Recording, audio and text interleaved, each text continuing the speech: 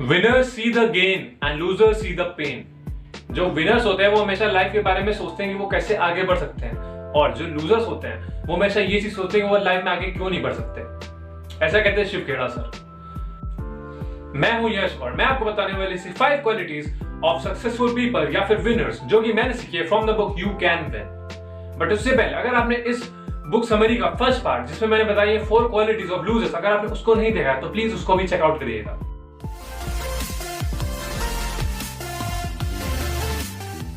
Number 1 quality जो winners के अंदर होती है वो होता है उनका पॉजिटिव एटीट्यूड। एक रिसर्च के अकॉर्डिंग पता चला था कि जो भी लोग अपने बिजनेस में या फिर जॉब्स में वो आगे बढ़ रहे हैं वो अपने पॉजिटिव एटीट्यूड की वजह से बढ़ रहे हैं और वो हमेशा पॉसिबिलिटीज के बारे में सोचते हैं, और ये संख्या 85% से भी ज्यादा थी। तो आप समझ सकते हैं कि कितना इंपॉर्टेंट है हमारी लाइफ में पॉजिटिव एटीट्यूड। इससे रिलेटेड सर ने एक स्टोरी बताई थी, वो थी डेविड वर्सेस गोलियात। गोलियात जो कि एक बहुत बड़ा जायंट होता है, वो एक मॉन्स्टर होता है, और डेविड जो कि एक साधारण लड़का होता है, बहुत नाटा सा छोटा सा होता है। तो गोलियात क्या करता है कि वो जो भी गांव के वहां का खाना खा जाता है, लोगों को परेशान करता है, उनके लिए बहुत सारी मुसीबतें क्रिएट करता है। और जो डेविड होता है वो एक सीधा साधा लड़का था। डेविड डिसीजन लेता है कि मैं गोलियात को मारूंगा, और लेकिन जो सारे गांव वाले होते हैं वो हंसने लगते, कहते हैं वे तू इतना छोटा सा है, तू कैसे मार पाएगा, वो देख इतना बड़ा है, वो तुम्हारे ऊपर पैर रख दे चींटी की तरह मसल देगा तुझे। तो जो डेविड होता है वो कहता है यही तो मैं चाहता हूँ, ये तो अच्छी बात है कि वो बड़ा है, मैं उसको कहीं भी मार सकता हूँ, मेरा निशाना नहीं चूकेगा।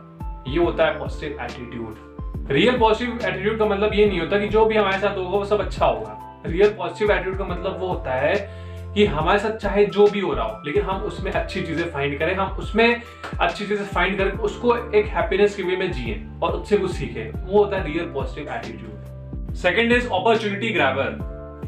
जो विनर्स होते हैं उनके अंदर एक क्वालिटी होती है, वो अपॉर्चुनिटी को पहचान लेते हैं, और अपॉर्चुनिटी को नहीं भी पहचान पाते तो कम से कम वो ट्राई जरूर करते हैं। उनकी लाइफ में कोई भी अपॉर्चुनिटी आए, कोई भी अपॉर्चुनिटी उनकी लाइफ में आती है, वो उसको पहचाने चाहे ना पहचाने, उसको ट्राई जरूर करते हैं, उसकी इन्फॉर्मेशन उसकी नॉलेज जरूर लेते हैं। आपने ऐसे बहुत सारे लोगों को देखा होगा, वो 5-6 चीजें एक साथ कर रहे होते हैं, वो अपॉर्चुनिटी ग्रैबर होते हैं। उनको पता है कि इस फील्ड में भी अपॉर्चुनिटी है, क्या मैं ट्राई करता हूँ, अगर कुछ हुआ तो ठीक, नहीं हुआ तो भी कोई प्रॉब्लम नहीं है, उनको कुछ ना कुछ एक्सपीरियंस मिल जाता है। ये होती है क्वालिटी विनर्स के अंदर। बट जो लूजर्स होते हैं वो कहते हैं ये तो मेरे से होएगा ही नहीं, ये किन सब चक्करों में पड़ गया, ये कौन सा बिजनेस चालू कर दिया, ये सब क्या फालतू वीडियो बनाने लगा, ये सब क्या करने लगा। जो लूजर्स होते हैं उनके अंदर ये क्वालिटी होती है। आप अपने आप को पहचानिए कि आप अपॉर्चुनिटी ग्रैबर है या नहीं। तो अपॉर्चुनिटी जो होती है ना वो हम सबके पास होती है, कभी ना कभी इस लाइफ में अपॉर्चुनिटी आती जरूर है। कोई ऐसा बंदा नहीं जिसकी लाइफ में अपॉर्चुनिटी ना हो, लेकिन होता क्या ना, हम लोग उस अपॉर्चुनिटी को समझ नहीं पाते, और समझ नहीं पाते फिर रिग्रेट करते हैं। आप लोगों ने बहुत सारे लोगों को सुना होगा जो बोलते हैं यार उस समय पास ऑप्शन था, अगर काश मैं कर लेता हूँ, मैं यहाँ पर होता, काश उस दिन मैं यहाँ पे चला गया तो मेरी नौकरी इतनी अच्छी होती, मैं इतना अमीर होता, इतना ये सब कर रहा होता। बहुत सारे लोगों को सुना होगा। और लोगों की गलती क्या थी, वो अपॉर्चुनिटी को ग्रैब नहीं कर पाए। इसलिए आपकी लाइफ में कोई भी ऑप्शन हो, कोई भी अपॉर्चुनिटी आए तो प्लीज उसको ट्राई करके जरूर देखिएगा, क्या पता आपका जो करियर है वो इसी फील्ड में हो जाए। Quality number 3 is handling failures. जो विनर्स होते हैं उनके अंदर एक क्वालिटी होती है, वो फेलियर को बहुत अच्छे से हैंडल कर पाते हैं, वो फेलियर को बहुत अच्छे से फेस कर पाते हैं। एक बंदा था जो 21 साल की उम्र में उसने बिजनेस स्टार्ट किया, उसमें फेल हो गया। 24 साल की उम्र में उसने एक और बिजनेस स्टार्ट किया, उसमें फेल हो गया। 27 साल की उम्र में उसने एक इलेक्शन में का पार्ट हुआ, उसमें भी फेल हो गया। 29 साल की उम्र में उसने फिर से एक इलेक्शन का पार्ट हुआ, उसमें भी फेल हो गया। 34 ईयर्स एज में उसने एक बिजनेस भी किया और इलेक्शन में फिर से आया, उसमें फिर से वो फेल हो गया। 34 साल की उम्र के बाद उसकी किसी बिलीव्ड की डेथ हो गई, लेकिन वो जब 40th ईयर में थे वो उनका टर्निंग पॉइंट था।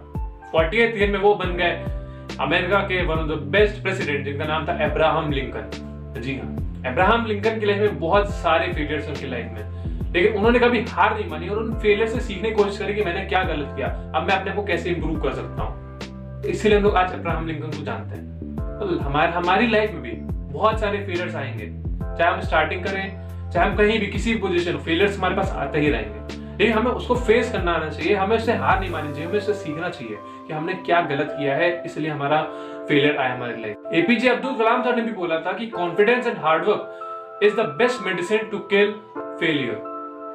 अगर हमारे पास कॉन्फिडेंस और हार्डवर्क होता है तो हम उस फेलियर को भी हटा सकते हैं। Quality number 4 is goal setting. हमें अपनी लाइफ में पता होना चाहिए कि हमको लाइफ में चाहिए क्या।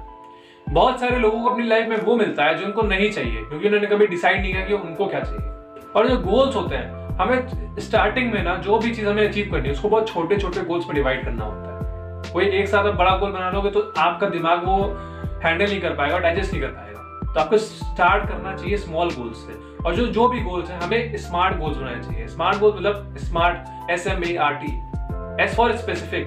जो भी आपका गोल हो वो स्पेसिफिक होना चाहिए, एक बिल्कुल क्लियर डिसाइडेड होना चाहिए, मेजरेबल होना चाहिए, आप उसको डेली वे में मेजर कर पाओ। अचीवेबल, आपको अचीवेबल गोल बनाना चाहिए। कोई ऐसा नहीं बनाना चाहिए कि जो अचीव ही नहीं हो सकता, जैसे कि एक दिन में फरारी लेना। It is not achievable for us. R for realistic, आपके गोल्स रियलिस्टिक होने चाहिए, कोई भी फेक गोल्स नहीं होने चाहिए। और लास्ट T फॉर टाइमली, आपके गोल्स को टाइम डिफाइन होना चाहिए कि हाँ इस टाइम तक मेरे को ये अचीव कर लेना है, इतने टाइम में मेरे को अचीव कर लेना है। अगर टाइम आपने नहीं भी डिसाइड किया तो एक दिन का कम से कम आपको डिसाइड कर लेना चाहिए कि हाँ इस दिन में मेरे को ये अचीव कर लेना है, क्योंकि एक्सटर्नल कंडीशन को आप कंट्रोल नहीं कर सकते। Last but not the least, quality number 5 is quality of vision या फिर dream big. Shiv Khera sir कहते हैं हमको हमेशा लाइफ में बड़ा सोचना चाहिए, क्योंकि बड़ा सोचने में कोई टैक्स नहीं लगता। बट आजकल हम लोग क्या है, बहुत सारे लोगों की जो सोच है बहुत छोटी हो गई है। वो हमेशा टेम्पररी चीजों के बारे में सोचते हैं, ना कि परमानेंट बहुत बड़ा सॉल्यूशन के बारे में। छोटी सोच क्या होती है, मैं पढ़ाई करूंगा, मैं जॉब पे लग जाऊंगा, मेरी शादी हो जाएगी, मेरे बच्चे हो जाएंगे, खत्म, जिंदगी हो गई खत्म। ये होता है बहुत छोटा सोचना। अब किसी ने अपनी लाइफ में सोचा ही हुआ है कि उसको केवल 25,000 की नौकरी चाहिए तो उसको वही मिलेगी, उससे ज्यादा कभी वो अचीव नहीं कर सकता। तो हमें सोचना तो कम से कम बड़ा चाहिए। एक बहुत बड़ा सा जो ड्रीम होता है वो हमें एक हमारे पास होना चाहिए, जिसके लिए हम काम करें। अगर वो हमारे पास नहीं होगा तो हम कभी काम नहीं कर पाएंगे। तो क्वालिटी ऑफ ड्रीम बिग, हमारे पास एक बहुत बड़ी वाई होना चाहिए, बहुत बड़ा सा गोल होना चाहिए जो हमें लाइफ में अपना अचीव करना हो। और जब ड्रीम्स को हम लोग डिवाइड करते हैं वो गोल बन जाते हैं, जो कि फोर्थ क्वालिटी थी। तो हमें ये पांच क्वालिटी हमें हमारे अंदर होनी चाहिए अगर हमें लाइफ में सक्सेसफुल होना है, according to Shiv Khera sir. So that's it for the video. अगर आपको वीडियो अच्छी लगे तो please like, share, comment and subscribe. Thank you so much.